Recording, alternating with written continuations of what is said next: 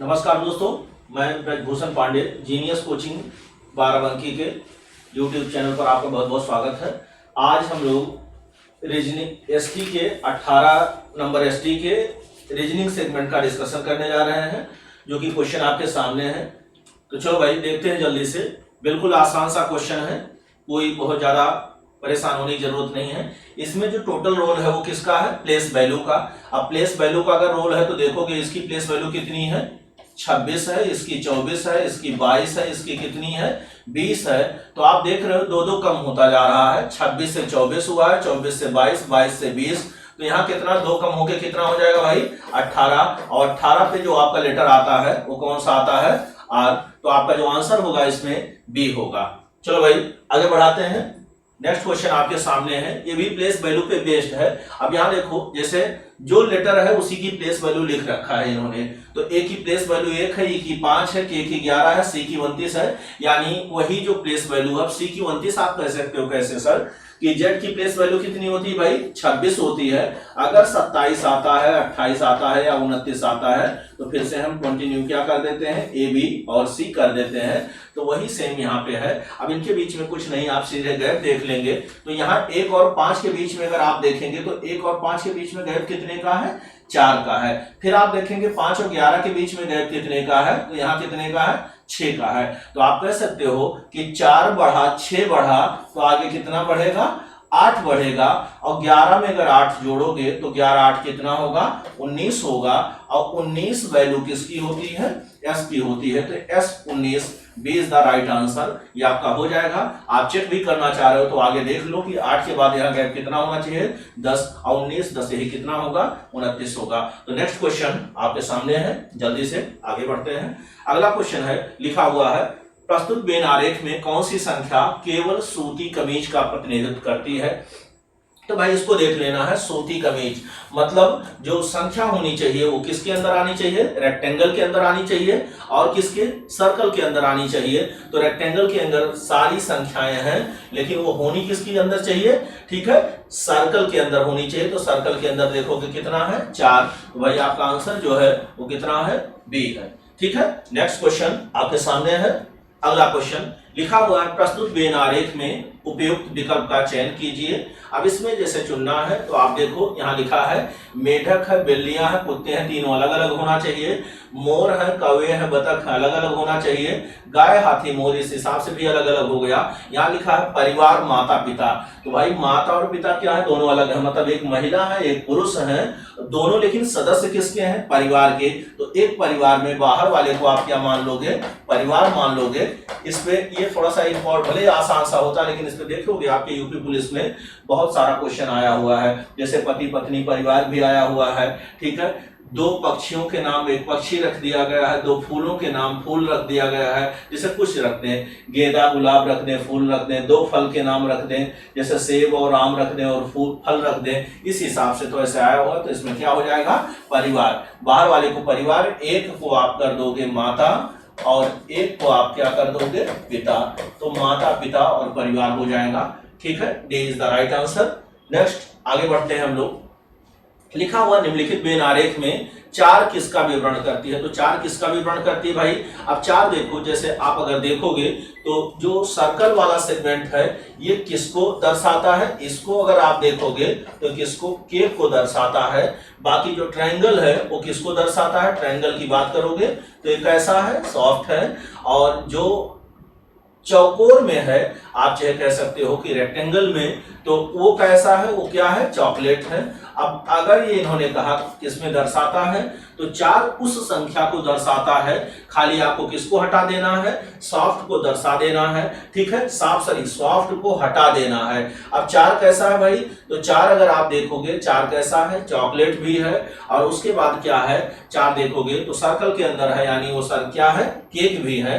तो लिखा हुआ केक जो नरम नहीं है। अब लिखा है चॉकलेट से बनाया गया नरम केक, ठीक है। तो चॉकलेट से बनाया गया नरम केक अगर आप बोलोगे तो नरम केक किस में आना चाहिए था भाई, ट्रायंगल में भी आना चाहिए था, लेकिन ट्रायंगल में नहीं है तो नरम केक नहीं है। दिक्कत ये है कि चॉकलेट से तो बनाया गया है, केक भी है लेकिन ये नरम नहीं है। अब लिखा है नरम केक जो चॉकलेट, ठीक है, तो नरम केक जो चॉकलेट है, नरम फिर से आ गया, यहाँ पे लिखा है एक नरम चॉकलेट, ठीक। तो क्या हो जाएगा, केक जो नरम नहीं है, मतलब सॉफ्ट नहीं होना चाहिए।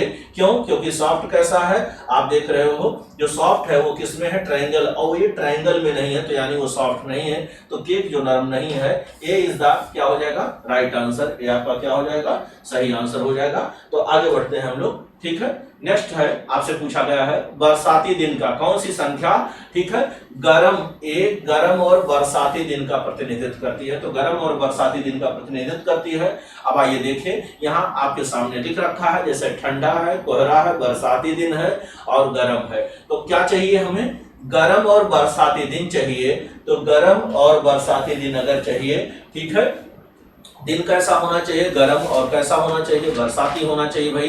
तो दोनों में देखना है, जिसमें दोनों में हो, ठीक है। तो जैसे आप देखोगे, ठीक है, गर्म होना चाहिए तो सबसे पहली जरूरत क्या है कि गर्म, तो गर्म में कौन कौन है, 5 और 7, लेकिन वो कैसा होना चाहिए, बरसाती दिन होना चाहिए। बरसाती दिन किस में है, सर्कल में, तो ये 5 आपका हो जाएगा, और 5 किस में है, सी में है। तो सी इज द क्या हो जाएगा, राइट आंसर। नेक्स्ट क्वेश्चन आपके सामने है, तो आगे बढ़ते हैं। अब इसमें देखो जैसे लिख रखा है कि प्रस्तुत चित्र में निम्नलिखित में से कौन सा विकल्प बेन आरेख हेतु सबसे अधिक उपयुक्त है। तो जो सबसे अधिक उपयुक्त है, अब इसमें हिसाब से देखोगे तो पहले ऑप्शन में जो है ये लिखा है अंग्रेजी, तमिल और हिंदी तीनों भाषाओं का प्रतिनिधित्व कर रहा है। जो तीनों भाषाएं क्या है, अलग अलग हैं।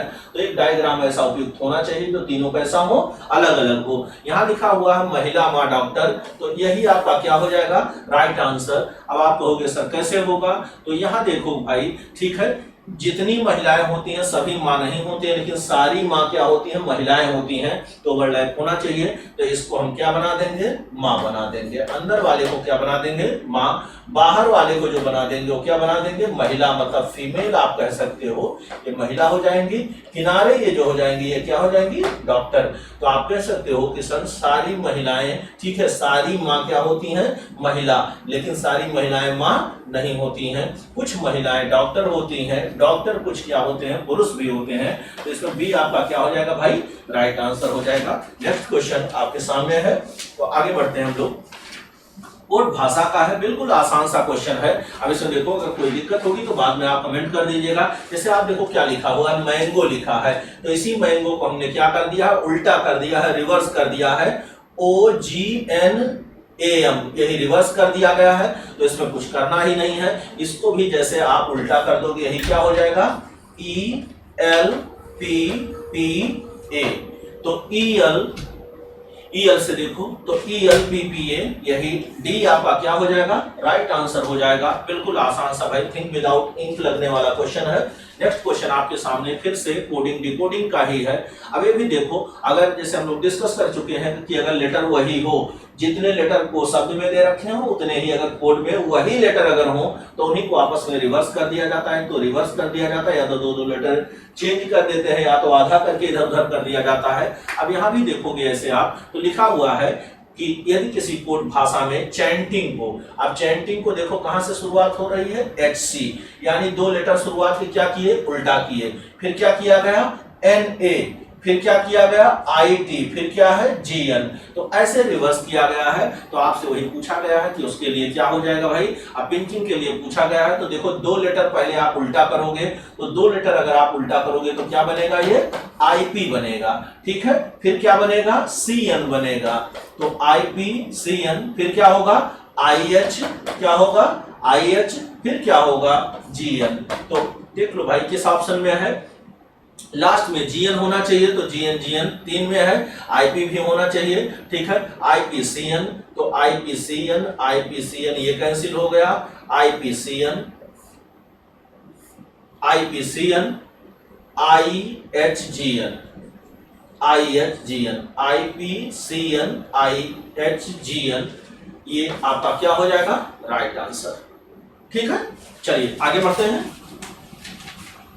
नेक्स्ट क्वेश्चन है रमा से बात करते हुए ब्लड रिलेशन का क्वेश्चन है। तो रमा से बात करते हुए मुकेश ने कहा, किसने कहा? मुकेश ने कहा। दो लोग हैं, एक रमा है एक मुकेश है। इसमें हम लोग डिस्कस किए हुए हैं कि जिस व्यक्ति से यहाँ मिले आपको क्लू वहीं से आप स्टार्ट कर दीजिए। भाई रमा से बात करते हुए किसने कहा है? मुकेश ने। एक कोई व्यक्ति कौन है? मुकेश। ठीक है, मुकेश ने कहा है, ठीक है, कि मेरी माँ, इनकी जो मम्मी है वो कौन है? आपके पिता की इकलौती बेटी है। तो अगर कोई रमा, एक थोड़ी देर के लिए मान ले रहे हैं लेडी है, और उसे बोला जाए कि आपके पिता की इकलौती बेटी, तो आपके पिता की इकलौती बेटी कौन होगी? वो स्वयं लेडी होगी। मतलब जो रमा होंगी, आप रमा को यहाँ रख सकते हो। ठीक है, और मुकेश ने किससे कहा है? इन्हीं रमा से कहा है। क्या बोला है? कि आपके पिता की इकलौती बेटी, ये इनके पिता है और ये इन्हीं की कौन है भाई? बेटी है। ठीक है, रमा ने बात करते हुए मुकेश से कहा, मेरी जो माँ है यानी मुकेश की जो मम्मी है वो कौन है? आपके पिता की इकलौती बेटी है। तो लिखा हुआ है रमेश का मुकेश से क्या संबंध है, सॉरी रमा का मुकेश से क्या संबंध है? How is Rama related to Mukesh? तो भाई रमा क्या है? तो रमा देखो, एक माता का ऑप्शन है, माँ का ऑप्शन है, और यही क्या हो जाएगा? राइट हो जाएगा। तो नेक्स्ट क्वेश्चन आपके सामने है, आगे बढ़ते हैं। वेन डायग्राम से संबंधित है। इन्होंने लिखा है कि निम्नलिखित में से कौन सा आरेख कारखाने, उत्पाद और मशीनरी के बीच में अच्छे संबंध को दर्शाता है? तो अगर आप देखोगे कारखाने में वो दोनों चीजें उपस्थित हैं। एक तो भाई मशीनरी होगी जिससे आपका क्या होगा? उत्पाद उत्पन्न होगा। ठीक, तो उत्पाद अलग है और मशीनरी अलग है, दोनों कहाँ पाए जाएंगे? कारखाने में। तो इसका जो आंसर होगा वो क्या हो जाएगा? डी हो जाएगा। नेक्स्ट क्वेश्चन आपके सामने है, लिखा हुआ है, इसको आप कॉमन लेके निकाल सकते हो। तो आ जाओ देख लेते हैं। जैसे आपके सामने लिखा है, निश्चित कूट भाषा में टिम पैक,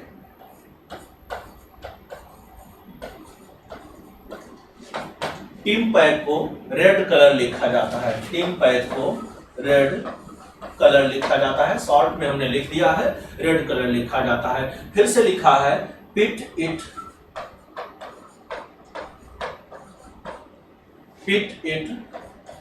टिम। इसको क्या लिखते हैं?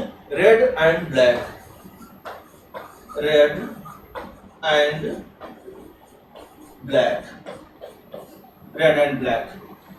फिर से लिख रखा है नेक पिट,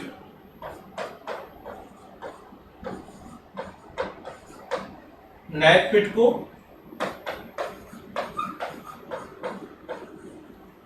येलो ब्लैक लिखा जाता है। अब इसमें आप पढ़ चुके हो कि इसमें कुछ नहीं करना होता है, केवल हम क्या करते हैं? कॉमन ले लेते हैं जिसको पूछा जाए। जैसे मेरे से किसके लिए पूछा गया है? एंड के लिए पूछा गया है, तो एंड देख लो, कहीं भी कॉमन नहीं। रेड ब्लैक आपको साफ साफ दिख रहा है, यानी थिंक विदाउट इंक। ओरली ये क्वेश्चन लगने वाला था, लेकिन आ जाओ हम लोग देख लेते हैं। भाई कोई स्टार्टर हो तो उसके लिए। अब इसमें क्या है कि जैसे अगर आप देखोगे पहली लाइन में लिखा है टिम पैक और पिट इट टिम, तो दोनों में टिम कॉमन है, तो टिम को हमने ऐसे कॉमन ले लिया। अब दोनों में निश्चित रूप से क्या है? रेड, रेड भी कॉमन है, तो यानी ये कंफर्म हो गया कि रेड के लिए जो कोड होगा टिम होगा, या टिम के लिए जो शब्द होगा वो क्या होगा? रेड होगा। अब अगर दूसरे में और तीसरे में हम लोग चलते हैं तो यहाँ देखेंगे पिट दोनों में कॉमन है और दोनों में पिट कॉमन है, और यहाँ पे जो शब्द आपका कॉमन है वो क्या है? ब्लैक है। तो आप देख रहे हो यहाँ बचा क्या है? एंड, और यहाँ क्या बचा है? इट। तो एंड का जो कोड होगा इट हो जाएगा, जो कि आपके बी ऑप्शन में मौजूद है। तो B is the right answer. Next question आपके सामने है भाई, पेपर कटिंग और फोल्डिंग का। तो पेपर और कटिंग फोल्डिंग में आप क्या किए हो? समझ चुके हो, हम लोग क्लास में डिस्कस कर चुके हैं।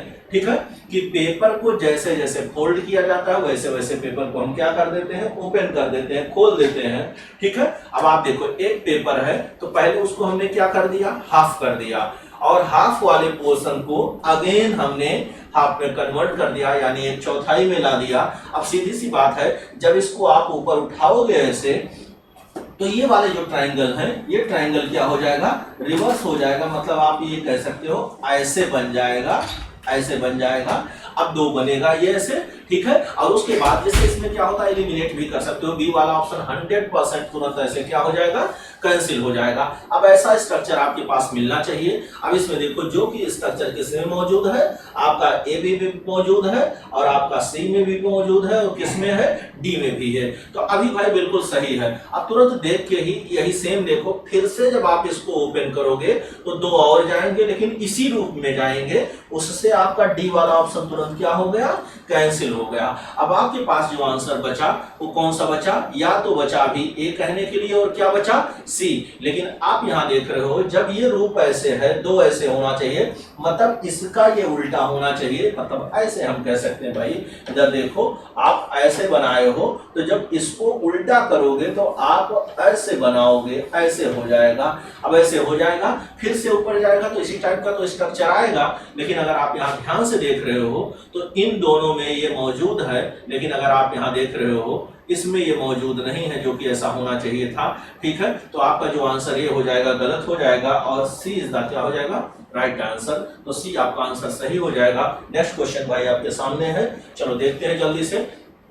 ठीक है, क्या लिखा हुआ है, यदि सांकेतिक भाषा में किसी सर्टेन कोड में, जैसे लिखा हुआ कोडिंग डिकोडिंग का क्वेश्चन फिर से है। अब यहाँ देखो टी से क्या हो रहा है, यू हो रहा है, यानी 20 से 21 यानी कितना, +1 हो रहा है। एच से देखो जी हो रहा है, यानी कितना, -1। आर से एस हो रहा है, यानी कितना, +1।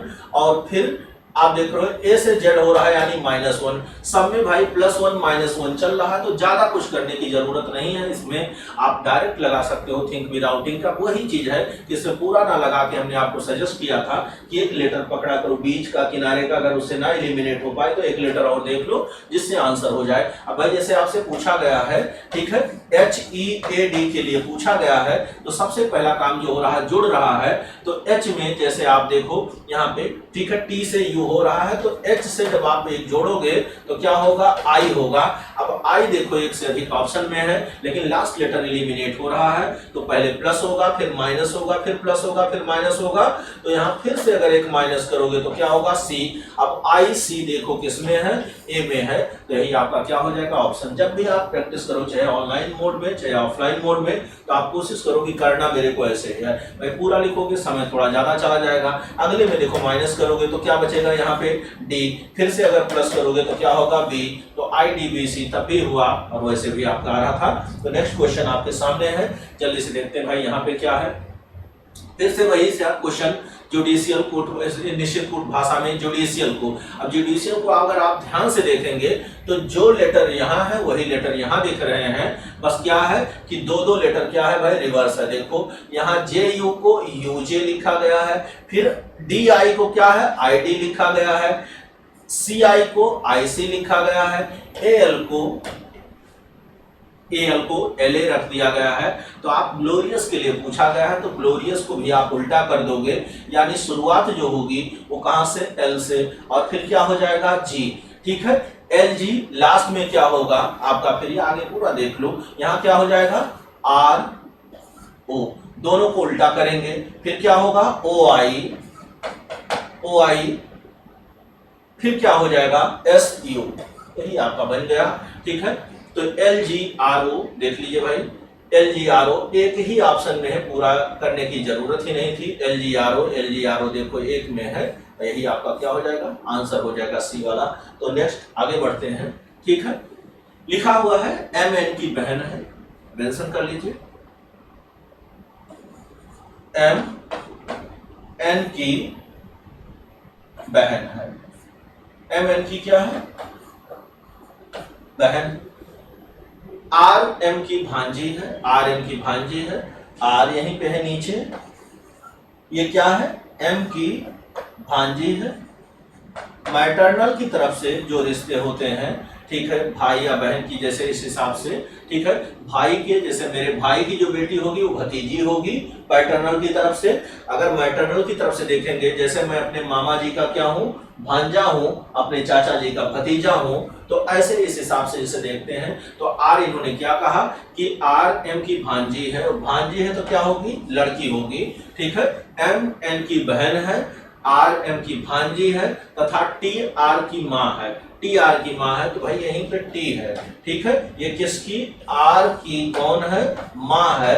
और अगर ये इनकी माँ है तो ये निश्चित है कि एम की क्या हो जाएगी भाई, बहन हो जाएगी। क्या हो जाएगी, बहन, ठीक है। टी आर की क्या है, माँ है। और फिर लिखा है एन का टी से क्या संबंध है, एन का टी से how is N related to T, आपसे पूछा गया है। तो भाई एक चीज आप ध्यान देंगे, यहाँ पे एन का जो जेंडर है वो कंफर्म नहीं है, तो जो आपका आंसर हो जाएगा वो सीएनडी में जाएगा।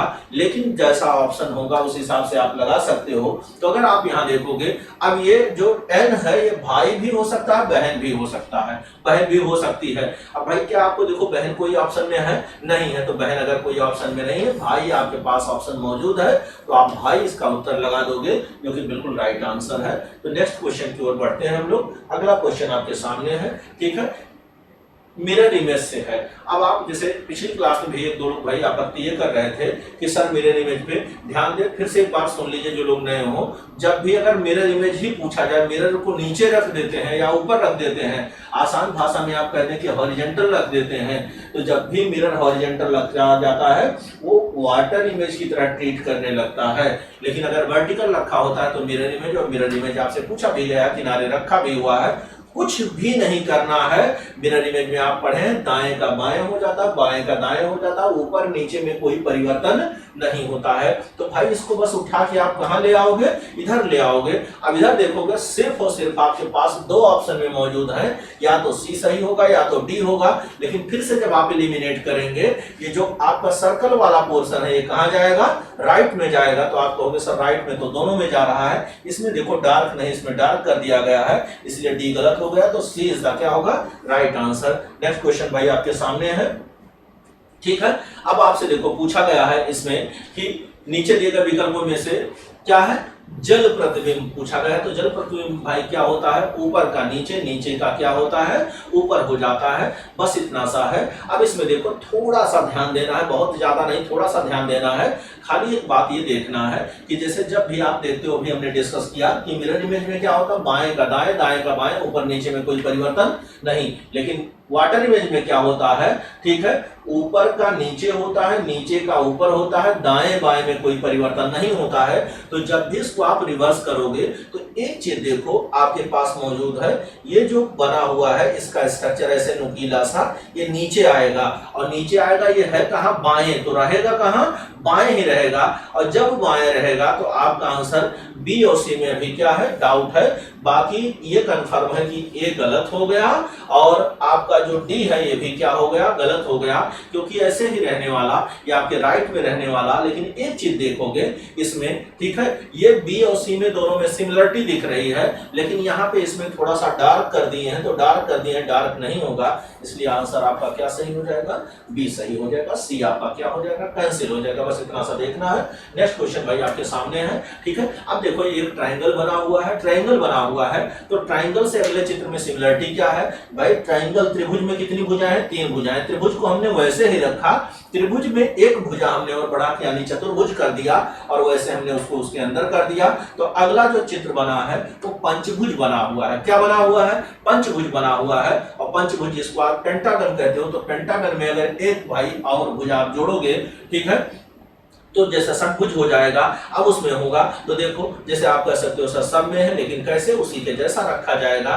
तो उसके जैसा अगर रखा जाएगा तो उसमें देखो भाई पंचभुज होना चाहिए, पहली बात ये तो तुरंत कैंसिल हो गया, ये बचे। लेकिन उसमें देखोगे ये सेम पंचभुज आ गया, ये या हो गया, लेकिन इसको उल्टा कर दिया है, तो इन्होंने इसी के जैसा, ये ऐसे आपका इसी से बन जाएगा, और ऐसे करके बन जाएगा। तो सी इज द राइट आंसर।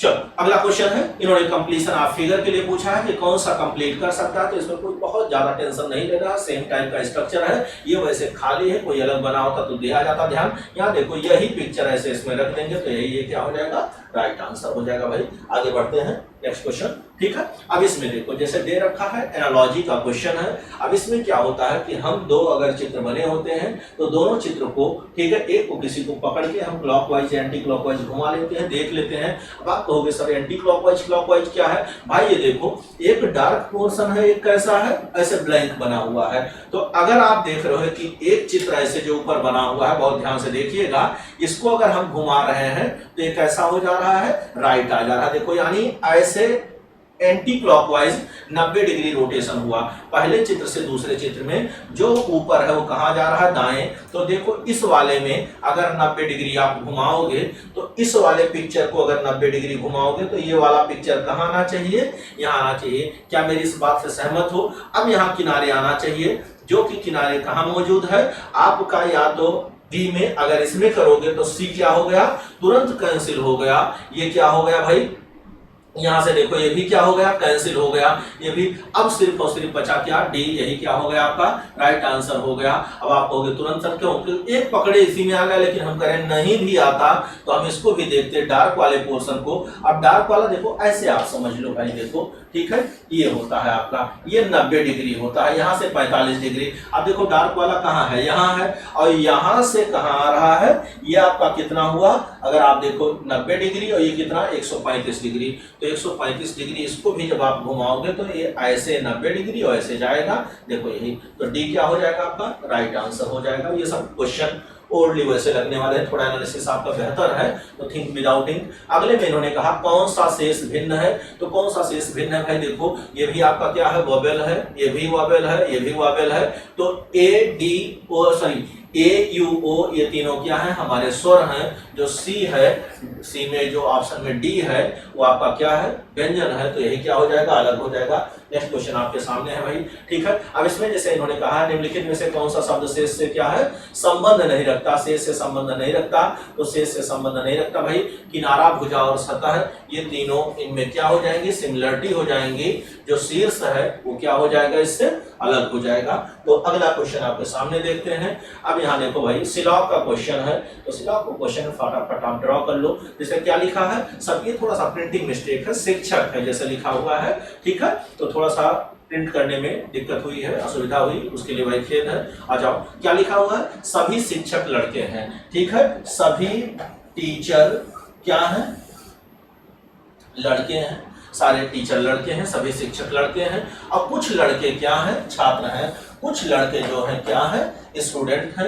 अब देखो जैसे आपसे पूछा, निष्कर्ष पूछा गया, कुछ छात्र लड़के हैं, तो कुछ छात्र क्या है भाई, लड़के हैं। तो कुछ स्टूडेंट क्या है, लड़के हैं। पहला क्या है, सही, कुछ स्टूडेंट क्या है, कुछ छात्र क्या है, लड़के हैं। अब लिखा कुछ शिक्षक छात्र हैं, तो शिक्षक क्या है, छात्र, शिक्षक छात्र हो भी सकते हैं, नहीं भी हो सकते हैं। कांट से में चला जाएगा तो ये गलत हो जाएगा, और ये गलत हो जाएगा तो आपका पहला आंसर किसमें है भाई, सही, ठीक है, जो कि ए में है। तो A is the right answer. Next question आपके सामने है, चलो चलते हैं। अब देखो लिखा हुआ है, दादाजी ने एक ही कैलेंडर का प्रयोग 1901 में किया था, 1907 में किया था, 1918 में किया था।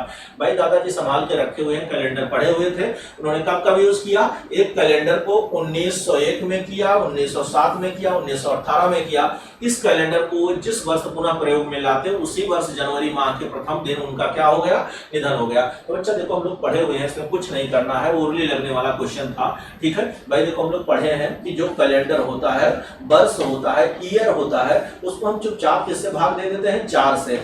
डिपेंड करता है रिमाइंडर कितना आ रहा है, शेष कितना आ रहा है। अगर शेष 1 बचता है, 2 या 3 बचता है, या 0 बच सकता है, ऐसा भी तो हो सकता है वो वर्ष पूरा भाग दे दे। जैसे 2024 चल रहा है तो 4 से भाग देंगे, पूरा पूरा कट जाएगा। तो अगर एक शेष बचता है तो उसमें कितना जोड़ देते हैं, 6।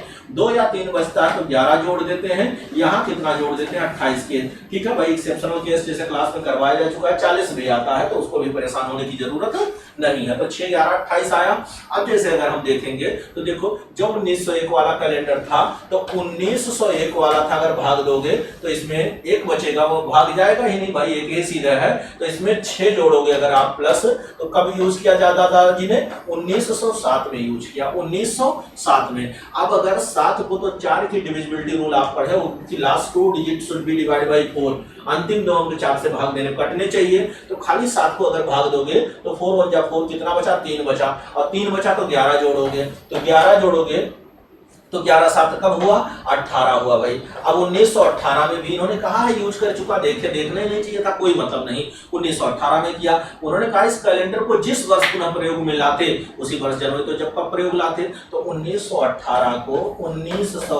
को आप किससे भाग दोगे? 4 से। तो आप बोलोगे सर 4 4 जा 16, 4 चौके कितना हुआ? 16, 2 शेष बचा, यानी फिर 1918 में 11 जोड़ देंगे तो 18 10 28 29। 1929 में यूज करते जा दादाजी, लेकिन 1929 के भाई जनवरी में उनका क्या हो गया? निधन हो गया। तो 1929 क्या हो जाएगा? Right answer. नेक्स्ट क्वेश्चन आपके सामने है, लिखा हुआ है यदि 7 दिसंबर 2012 को शुक्रवार है तो 12 अप्रैल 1750 को सप्ताह का कौन सा दिन था? अब इसको जैसे आप कर सकते हो, दोनों तरीके से किया जा सकता है।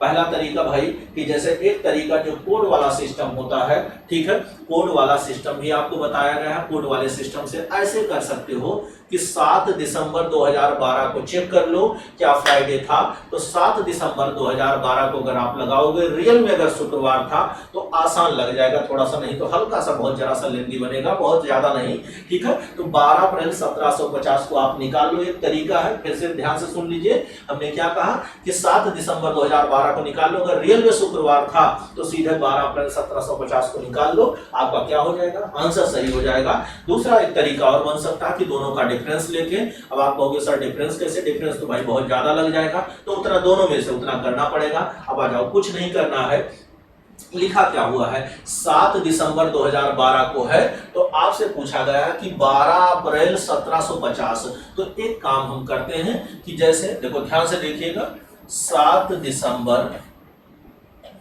2012 ये लिख रखा है इन्होंने कि क्या था? फ्राइडे था।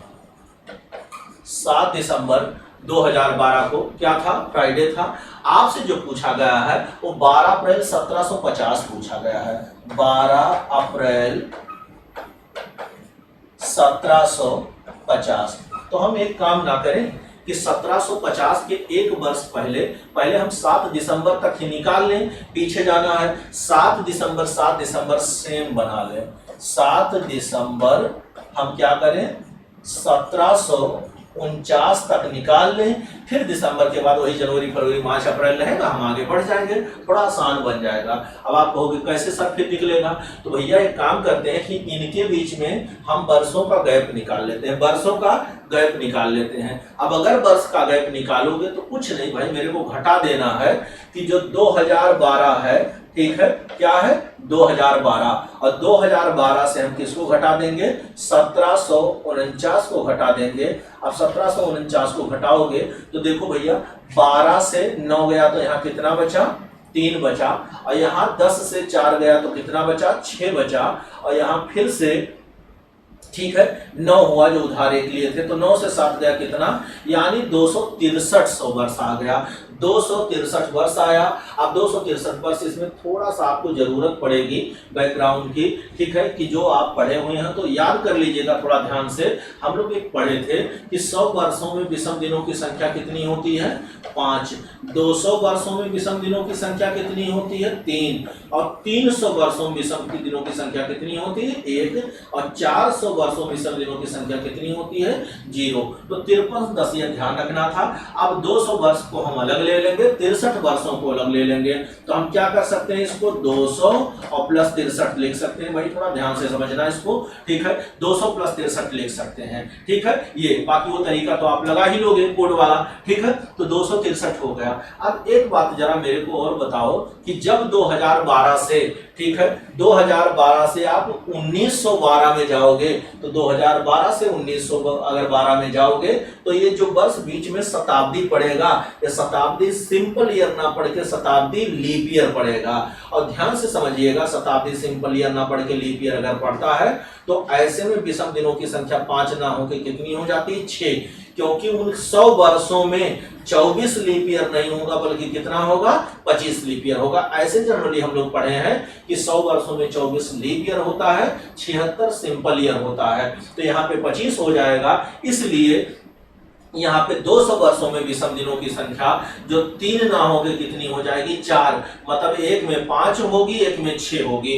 जब इसको आप बांटोगे तो एक में 5 होगी एक में 6 होगी और 5 6 मिलकर कितना होगा 11। तो इस 11 को ओरली हम तुरंत 7 से भाग दे देते हैं, 7 × 7 कितना बचा 4, यानी इसमें विषम दिनों की संख्या कितनी हो जाएगी 4। विषम दिनों की संख्या कितनी हो जाएगी 4। अब आप कहोगे सब 63 वर्षों में फिर कैसे निकालेंगे, उसमें तो लीप ईयर भी शामिल होंगे, निसंदेह शामिल होंगे।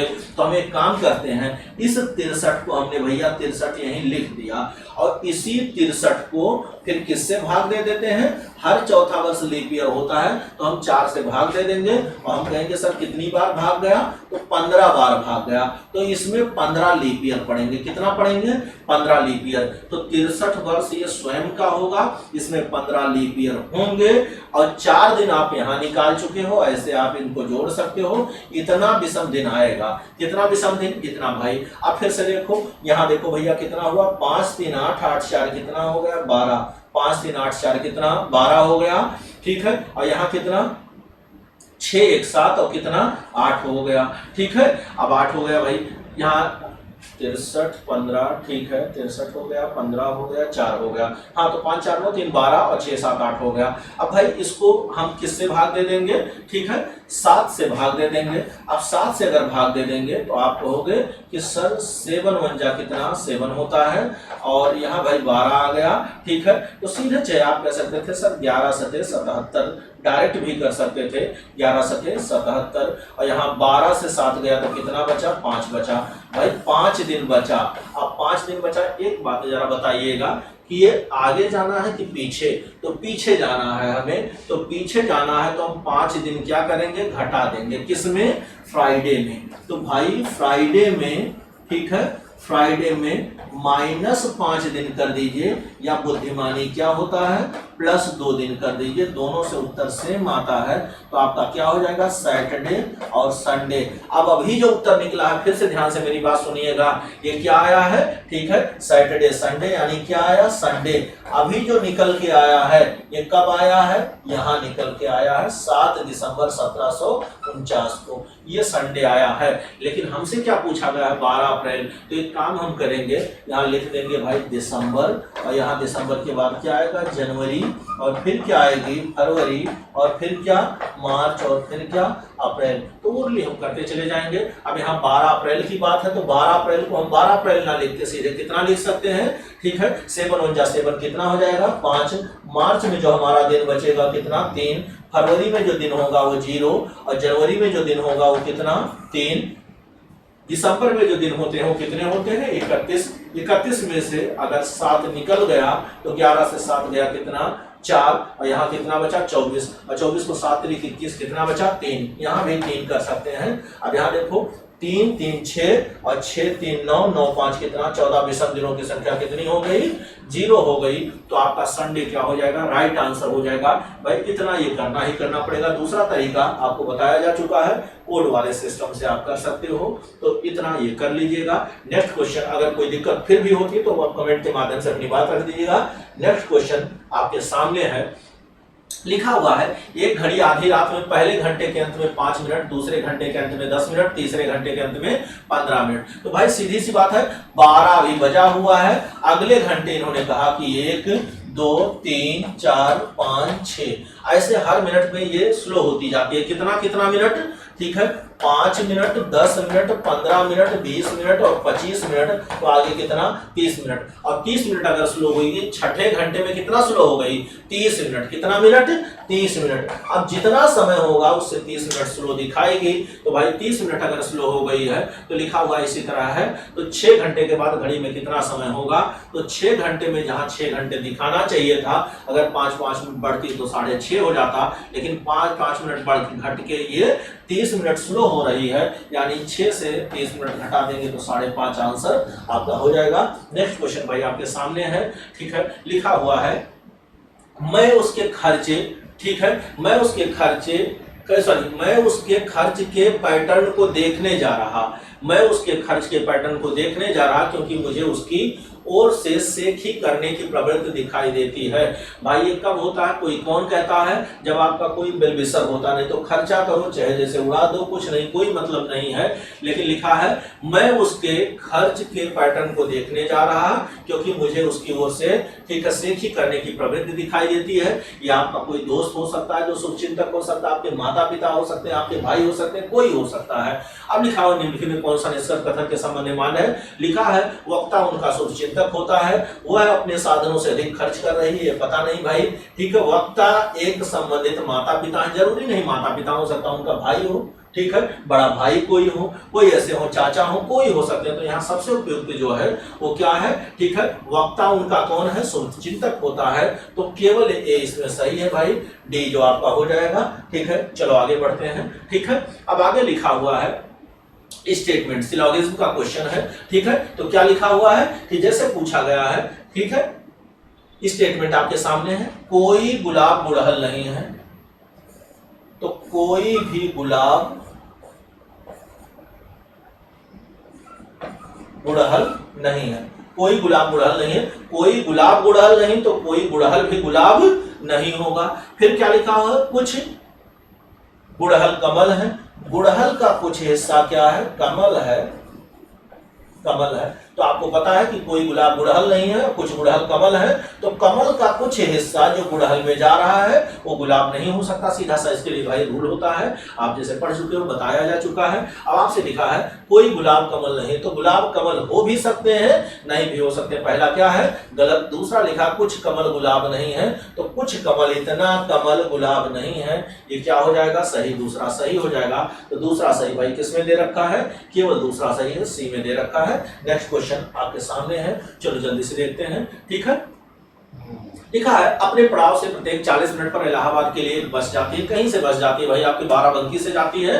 ठीक है, मतलब रूल है कि हर समय पे एक बस सीधे सीधे क्या है, जाती है। मतलब अगर अभी बाई चांस गई है 7 बजे एक बस निकल गई है, तो अगली बस कितनी जाएगी, 7:40 पे। दूसरी बस कितने बजे जाएगी, 8:20 पे जाएगी। ये नियमावली है वहां की कि हर 40 मिनट पे क्या होता है, एक बस रवाना होती है। लिखा हुआ है एक यात्री ने कहा, एक इंक्वायरी क्लर्क ने एक यात्री से कहा 10 मिनट पहले एक बस चली गई है और अगली बस 9:45 पे जाएगी। जो नेक्स्ट वाली बस है वो कब जाएगी भाई, 9:45 पे। तो अगर 9:45 पे जाएगी, तुरंत हम पता कर लेंगे, इनमें से 40 मिनट घटा देंगे, यानी इसके पहले वाली जो बस गई होगी वो कब गई होगी, 9:05 पे गई होगी, क्योंकि ये नियम है कि हर 40 मिनट पे बस जाती है।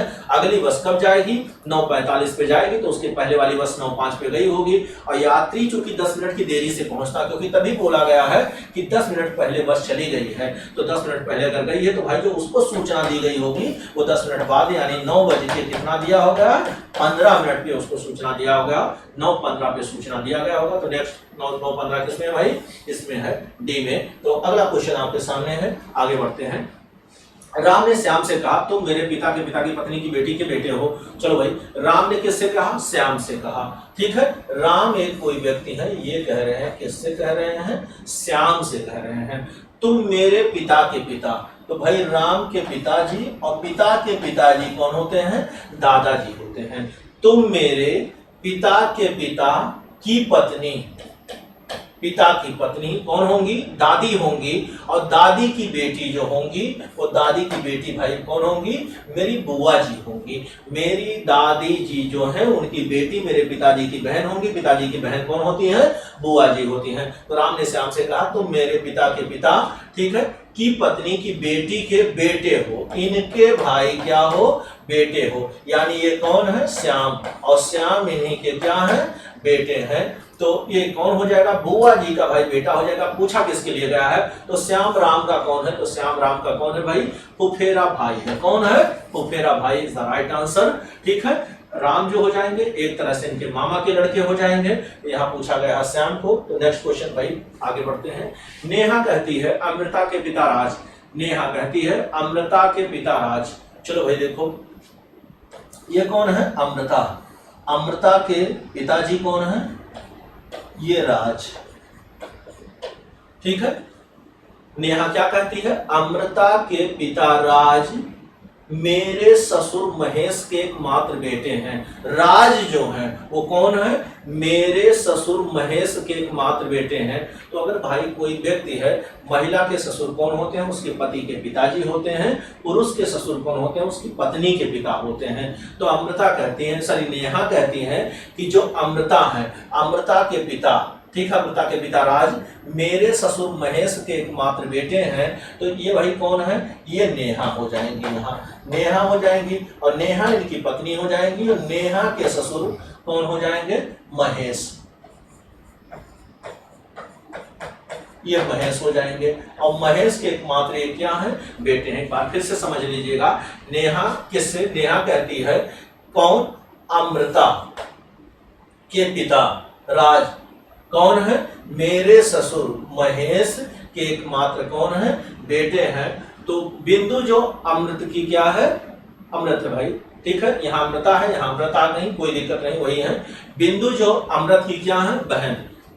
ये कौन है? बिंदु, बिंदु, ठीक है। बिंदु जो अमृत की क्या है? बहन है। अब अमृत की बहन है तो किससे पूछा गया है? महेश से संबंधित है। तो महेश की कौन है? ये महेश की ये इनका लड़का है। लड़के की लड़की जो होगी वो क्या होगी भाई? पोती होगी। तो बहू बेटी पत्नी है नहीं, यानी पोती ग्रैंड डॉटर, यहाँ पे ऑप्शन हो जाएगा। और जो कि नहीं है भाई तो क्या हो जाएगा? आपका आंसर डी हो जाएगा। नेक्स्ट क्वेश्चन आगे बढ़ते हैं, जो कि आपके सामने है। लिखा हुआ है निम्नलिखित में से 3 एक समान है तथा चौथा अलग है, दिए गए में से अलग चुनिए भाई, ठीक है। अब इसमें क्या करना है? कुछ नहीं करना है। 33-34 क्वेश्चन दोनों के लिए है। अब यहाँ क्या है? शिक्षा है, जानकारी है, क्षमता है, ज्ञान है, ठीक है। तो भाई जब आपको शिक्षा होती है आपकी, तो आपके पास क्या होता है? जानकारी आती है, और जानकारी से क्या होता है? ठीक है, ज्ञान होता है। तो इसमें क्षमता जो ये है ये क्या हो जाएगा? थोड़ा सा अलग हो जाएगा, यही आपका क्या हो जाएगा? आंसर हो जाएगा।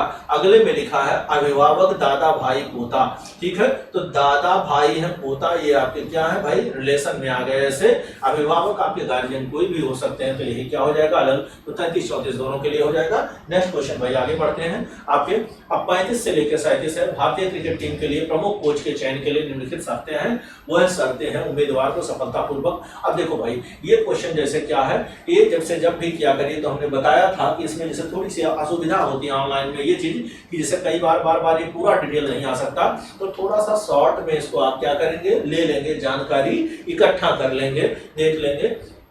अब यहाँ मिनिमाइज करके एक पेज पे जैसे आप लिख लिया करिए। तो जैसे क्या है, पहली कंडीशन उसके लिए क्या है? जैसे उन्होंने कहा भारतीय क्रिकेट टीम के लिए प्रमुख कोच के चयन के लिए क्या करना चाहिए? तो भाई शर्तें जरूरत है। अब पहला क्या है कि उम्मीदवार को जैसे सफलतापूर्वक प्रथम श्रेणी में अंतरराष्ट्रीय स्तर पर आईसीसी के सदस्य देशों में से किसी एक क्रिकेट टीम की क्या है? क्रिकेट टीम को क्या है? प्रशिक्षित कर चुके होना चाहिए। मतलब किसी एक जैसे जो आपका प्रथम श्रेणी में अंतरराष्ट्रीय स्तर पर क्या होना चाहिए? पहला तो आपके पास क्या होना चाहिए कि जैसे ये क्या होना चाहिए कि भाई ये क्या हो? कोच एक तरह से हो किसी टीम के। दूसरी उम्मीदवारी क्या है इनके पास? दूसरी उम्मीदवारी है उम्मीदवार पूर्ण सदस्य में से किसी एक द्वारा किए गए प्रमाणन आकलन या कार्यक्रम के माध्यम से योग्य साबित होना चाहिए, और वर्तमान में उसके पास किस तरह का एक वैध सर्टिफिकेट होना चाहिए। तो दूसरा एक क्या होना चाहिए कि उनके पास भाई एक सर्टिफिकेट होना चाहिए, ये भी है। फिर क्या है? एक अंतरराष्ट्रीय टीम के कोच के लिए उपयुक्त संवाद कौशल जो अनिवार्य प्रभावी ढंग से सही संदेश। भाई थोड़ा सा आगे यहाँ बढ़ाना ही पड़ेगा, क्योंकि अब मतलब संभावित के लिए क्या होना चाहिए? जो लिखा हुआ है। करने के लिए अंग्रेजी में दक्षता होना चाहिए। तो आप पढ़ चुके हो। पहला क्या होना चाहिए कि एक तो वो क्या होना चाहिए? कोच होना चाहिए। दूसरा उनके पास क्या होना चाहिए? सर्टिफिकेट होना चाहिए। और तीसरी बात क्या होना चाहिए? अंग्रेजी में दक्षता, यानी उनको इंग्लिश भी बोलना आना चाहिए जिससे संवाद कर सकें। चौथा क्या है? उम्मीदवार का आईसीसी या उसके सहयोगी संगठनों सदस्य बोर्डों के साथ कोई भी पिछला या वर्तमान विवाद रहित एक निर्दोष व्यक्तिगत रिकॉर्ड होना चाहिए। एक व्यक्ति का भारतीय क्रिकेट टीम के प्रमुख कोच के रूप में चयन किया जाता है अगर वो निम्नलिखित शर्तों को पूरा करता है। तो चलो भाई ये 4 शर्तें हो गई। क्या होनी चाहिए कि कोई कुछ ऐसा रिकॉर्ड ना हो, मतलब कोई कुछ ऐसा केस ना हो, उनके ऊपर कोई केस ना हो। ये 4 बातें होनी चाहिए। अब लिखा उम्मीदवार किसी भी एक मापदंड को पूरा नहीं कर पाता लेकिन उसका नाम 3 क्रिकेट सलाह बोर्ड, लेकिन भाई जैसे उन्होंने क्या कहा कि उम्मीदवार किसी भी एक मापदंड को पूरा नहीं करता लेकिन उसका नाम सभी 3 क्रिकेट सलाहकार, फिर से आगे बढ़ाते हैं, सभी 3 क्रिकेट सलाहकार समिति के सदस्यों द्वारा शामिल करने के लिए कहा जाता है तो प्रमुख कोच के रूप में तो क्या होगा भाई, चुन लिया जाएगा। ये सब कंडीशन है। अब उम्मीदवार के पास किसी तरह की कोचिंग अनुभव नहीं है, अगर उम्मीदवार के पास किसी तरह कोचिंग अनुभव नहीं है लेकिन वह आईसीसी विश्व कप विजेता टीम का, आईसीसी विश्व कप विजेता, अगर बाई चांस किसी तरह कोचिंग अनुभव नहीं है लेकिन फिर भी उसके पास आईसीसी विश्व कप विजेता टीम का अगर कप्तान था तो उसके मामले को बीसीसीआई के सचिव के पास भेजा जाएगा। तो इतनी बातें थोड़ा दिमाग में आपको ये रखना पड़ेगा भाई, ठीक है। फिर क्या लिखा हुआ, उम्मीदवार के पास अंग्रेजी में दक्षता नहीं है। अब इंग्लिश अगर वो नहीं बोल पाते हैं लेकिन फिर भी उनके पास हिंदी और अन्य क्षेत्रीय भाषाओं में संवाद करने की क्या है, सक्षम है, तो उसके मामले को क्रिकेट सलाहकार समिति के पास क्या हुआ जाएगा, फिर से भेजा जाएगा। जैसे कोई कैंडिडेट है, सपोज मैं हूं, अब मैं इंग्लिश नहीं बोल पाता हूं लेकिन मेरे पास मैं हिंदी भी बोल लेता हूं और संबंधित, जैसे मैं यूपी से हूं तो मैं भोजपुरी, अगर बाई चांस दूसरा है किसी तीसरे प्रदेश से हूं तो मैं वहां से, जैसे महाराष्ट्र से हूं तो मैं मराठी बोल सकता हूं, तो वहां क्या होगा, रिजेक्शन नहीं होगा, उसके मामले को क्रिकेट सलाहकार समिति के पास क्या हो जाएगा भाई, भेज दिया जाएगा। तो चलो आगे प्रोसीड करते हैं। क्वेश्चन आपके सामने है, अगर है तो लिखा है निम्नलिखित में से निर्णय क्या लिया जाएगा। अब जैसे निर्णय क्या लेना है भाई, देखो जरा, ठीक है। मोहित है तो मोहित ने क्या है, प्रथम श्रेणी क्रिकेट में भारतीय रेलवे टीम को क्या है, प्रशिक्षित किया है और उसके पास आईसीसी का प्रमाण पत्र है और अच्छी तरह से अंग्रेजी में संवादित करने में क्या है, संवाद स्थापित करने में निपुण है।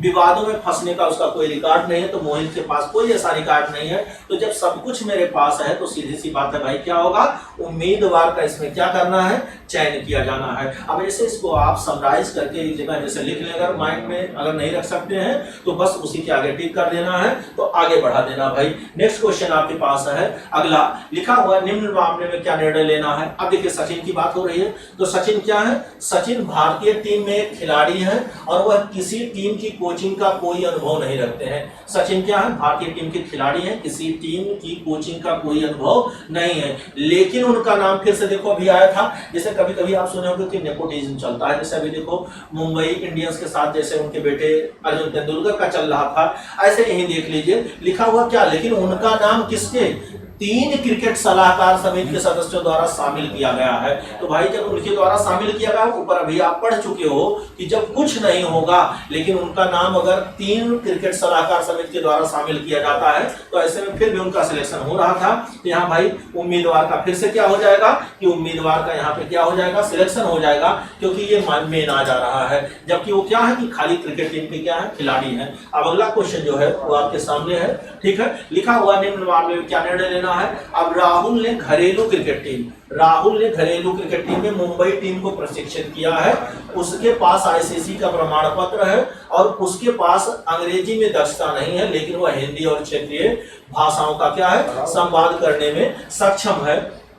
अब यहाँ भाई देखो एक थोड़ी सी कुछ चीजें हिडन सी दिख रही हैं। क्या हिडन दिख रही हैं, घरेलू क्रिकेट टीम में क्या है, मुंबई टीम को प्रशिक्षित किए हैं लेकिन अंतरराष्ट्रीय स्तर पर अगर देखोगे, ठीक है, इंटरनेशनल लेवल पे देखोगे तो किसी टीम का इनके पास है कि नहीं है, हो सकता है ना हो, तो वो इनके पास नहीं है। एक चीज और है कि अंग्रेजी में दक्षता नहीं है लेकिन वह हिंदी और क्षेत्रीय भाषाओं में कर सकते हैं, लेकिन उसके साथ साथ ना तो भाई टीम का सदस्य है और सदस्य है कि नहीं, जो सपोर्ट इनके पास है वो भी पता नहीं है कि नहीं है। तो ये चीजें जो जानकारी हो मेरे पास क्या है, अपर्याप्त है, जानकारी भैया कैसी है, अधूरी है। तो नेक्स्ट क्वेश्चन आपके सामने बढ़ते हैं। रीता बैंक से ऋण लेना चाहती है, उस बैंक के निम्नलिखित में कौन सी एक सेवा प्रदान करने की आवश्यकता नहीं है।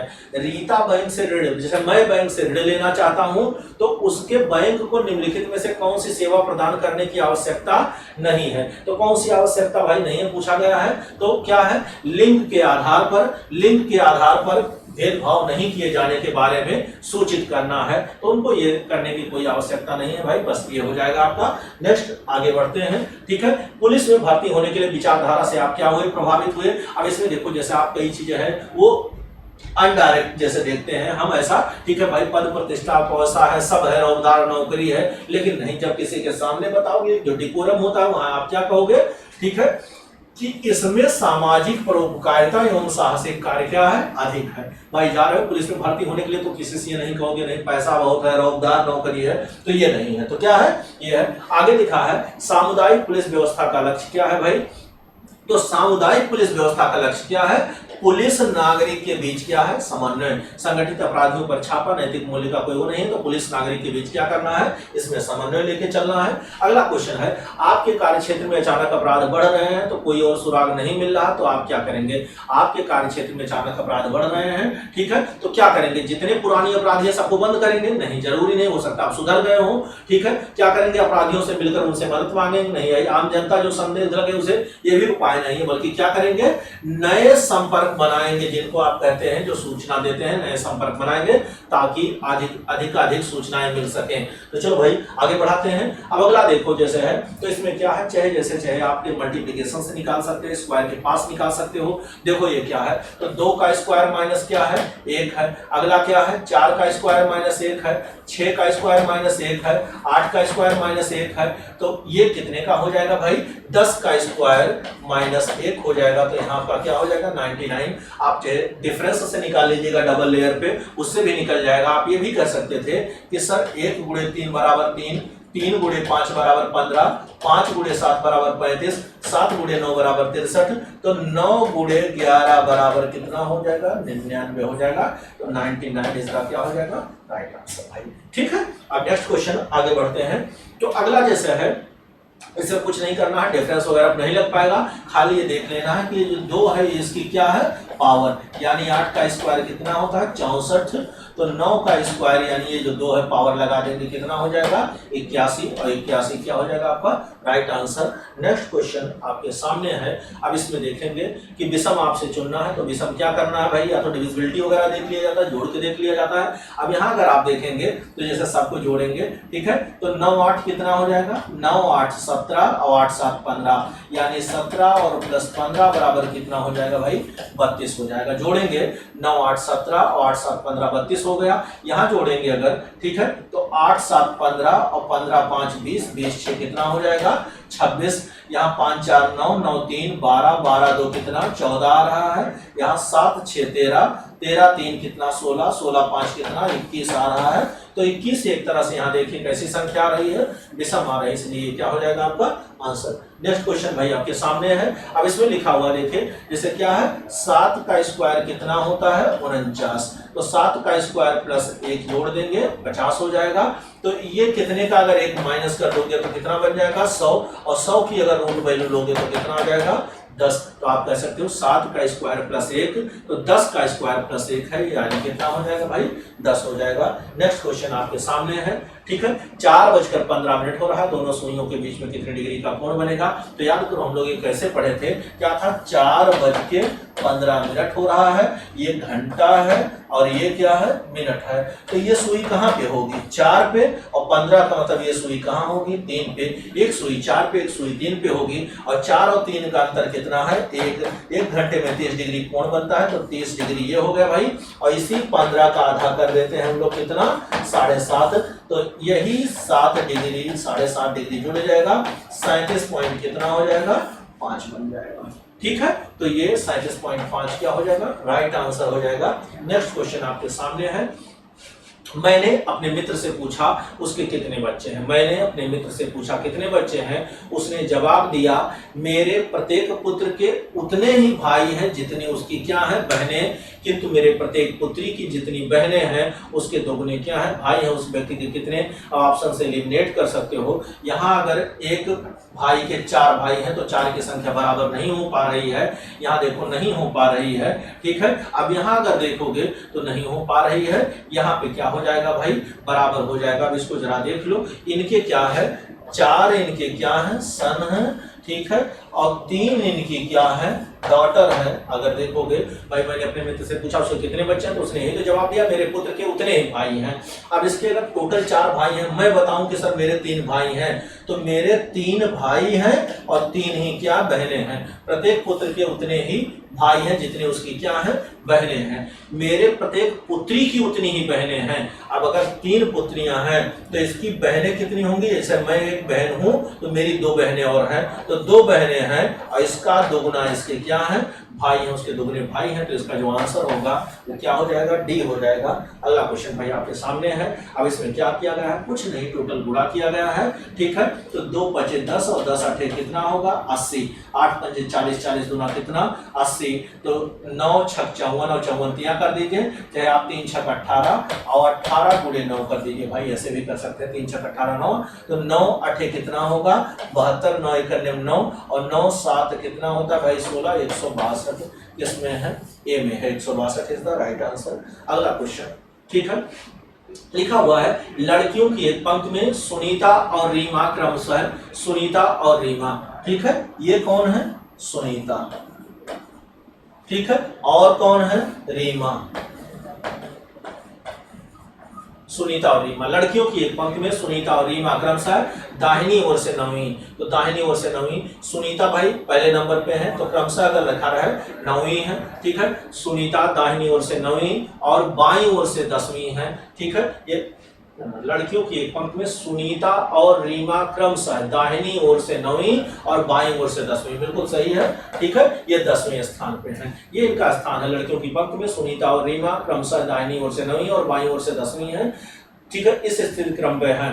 अगर वह अपनी स्थितियां बदल लेती हैं तो सुनीता और रीमा क्रमशः दाहिनी ओर से 17वीं और बाईं ओर से 18वीं, किसी एक को ले लीजिए, कोई दिक्कत नहीं है, ठीक है। इन्होंने कहा दाहिनी ओर से कितने पर चली जाती हैं, 17वीं। अब दाहिनी ओर से 17वीं जाएंगे तो आपको कुछ नहीं करना होता, बताया गया क्वेश्चन है, ठीक है। अगर ये 9 है तो इनके पहले कितने बच्चे होंगे, 8 या 10 है तो इनके पहले कितने बच्चे होंगे, 9, ठीक है। अब 17 जैसे इनका स्थान कितना हो गया, यहाँ स्थान बदलने के बाद 17 नंबर पे आ गए, तो इसी 17 में 9 जोड़ देंगे और 17 और 9 कितना हो जाएगा, सीधे 17 में 9 जोड़ेंगे तो कितना हो जाएगा भाई 26, और 17 कब होंगे, जब 9 यहाँ पे है और 9 18 होगा, ठीक है, 9 7 यहाँ पे 9 7 16 1 17, बीच में कितने व्यक्ति हैं, 7, तभी 9 7 16 यहाँ 17 पे पहुंच रहे हैं। ऐसे भी आप कर सकते थे कि बीच में 7 व्यक्ति हैं, तब भी आप जोड़ देते कि यहाँ तक 10 व्यक्ति, यहाँ तक 9 व्यक्ति, बीच में 7 व्यक्ति, तो 9 7 16 और ये 26, तब भी निकल आता, तो 26 कहीं पे है, सी में है आंसर, जो कि राइट हो जाएगा भाई।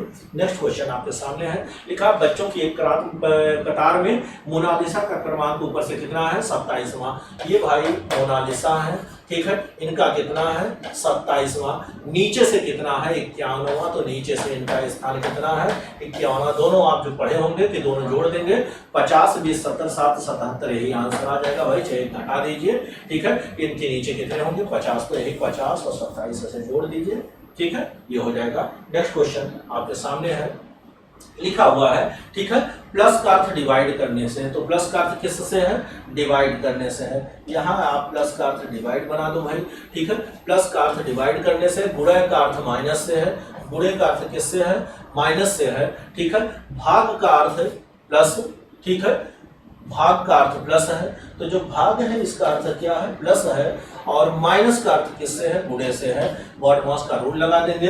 अब बॉड मॉस का अगर रूल लगाएंगे तो यहाँ देखो सबसे पहले बॉड मॉस आप इस पे लगाओगे, यही रूल होता है भाई, बॉड मॉस, ठीक है। तो सबसे डिवाइड करोगे तो 2 9 कितना होगा 18, 9 5 कितना हो जाएगा 45, 45 माइनस 6 प्लस कितना 4, ठीक है, और 45 माइनस, तो 45 और 4 कितना हो जाएगा 45, 4 आपका 49 हो जाएगा, 49 में से 6 अगर निकालेंगे, 9 से 6 से गया भाई, कितना बचा 3 बचा, ठीक है, और यहाँ कितना बचा 43, तो आपका 43 क्या हो जाएगा, राइट आंसर हो जाएगा, ठीक है। नेक्स्ट क्वेश्चन आपके सामने अगला है, ठीक है, यहाँ देखो जैसे आप देखोगे तो इसमें क्या किया गया है, क्यूब -1 चल रहा है। अगर ये देखो ये कितने का है, 3 का क्यूब, 3 का क्यूब कितना होता है, ऐसे लिख लो 0 26 124 और यहाँ क्वेश्चन मार्क है 728 है।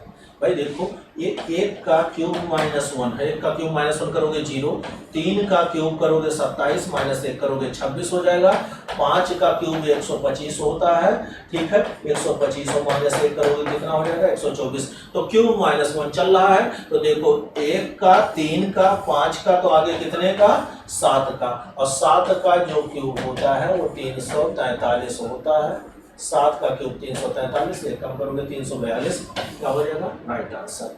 ठीक है, नेक्स्ट क्वेश्चन आपके सामने है। उत्तराभिमुख बच्चों की पंक्ति में रितेश बाएं छोर से 12वां है। रितेश बाएं छोर से, ये रितेश बाएं छोर से, रितेश बाएं छोर से कितना है 12वां है। सुधीर जो दाएं छोर से 22वां है। सुधीर ये कितने नंबर पे है भाई 22। इन्होंने कहा सुधीर जो दाएं छोर से कितना है 22वां है। रितेश से दाएं वह चौथा है। रितेश से दाएं चौथा, ये रितेश है, रितेश के दाएं कितना चौथा, यानी बीच में कितने लोग होंगे 3 लोग होंगे, चौथे नंबर पे ये है। तो कुछ नहीं करना है, 12 और 3 15 और 15 और 22 है। आप कह सकते हो सर 22 3 कितना 25, 25 10 35 36 37, 37 क्या हो जाएगा राइट आंसर हो जाएगा। ठीक है, अगला क्वेश्चन भाई आपके सामने है, लिखा हुआ है 2 5 10 17, 2 5 10 17, 2 5 10 17 इनके बीच गैप निकाल लेंगे। अब 2 5 10 17, 2 और 5 के बीच में कितने का गैप है 3 का, 5 और 10 में कितने का गैप है 5 का, यहाँ कितने का 7 का। अब इसमें 2 समीकरण बन सकते हैं, एक विषम संख्याओं का 3 5 7 का। तो 3 5 7 का जब आप बनाओगे तो 3 5 7 बनाओ, यहाँ 9 बनाओगे और 17 9 आप कह सकते हो कि सर 9 7 16। यूनिट डिजिट पे देखें 6 यहाँ पे कहीं नहीं है, तुरंत आप कहोगे कि नहीं, अब ये गलत नहीं बिल्कुल सही है, आप तुरंत बोलोगे कि नहीं सर ये क्या है प्राइम नंबर है। तो प्राइम नंबर क्या होता है 3 होता है, 5 होता है, 7 होता है, यहाँ कितना हो जाएगा 11 हो जाएगा। और जब 11 जोड़ोगे तो 17 11 कितना 17 10 27 1 28 हो जाएगा, आपका बिल्कुल राइट आंसर हो जाएगा। ठीक है, तो आगे बढ़ते हैं भाई, नेक्स्ट क्वेश्चन आपके सामने है। ठीक है, अगले में नेक्स्ट क्वेश्चन खत्म है। ठीक है, चलो भाई, तो आज के लिए बस इतना ही। आप सभी का बहुत बहुत धन्यवाद। इसको करिएगा, अगर कहीं से कोई दिक्कत होती कमेंट के माध्यम से आप अपनी बात रखिएगा। तो भाई चलो फिर मिलते हैं नेक्स्ट टेस्ट में। Thank you.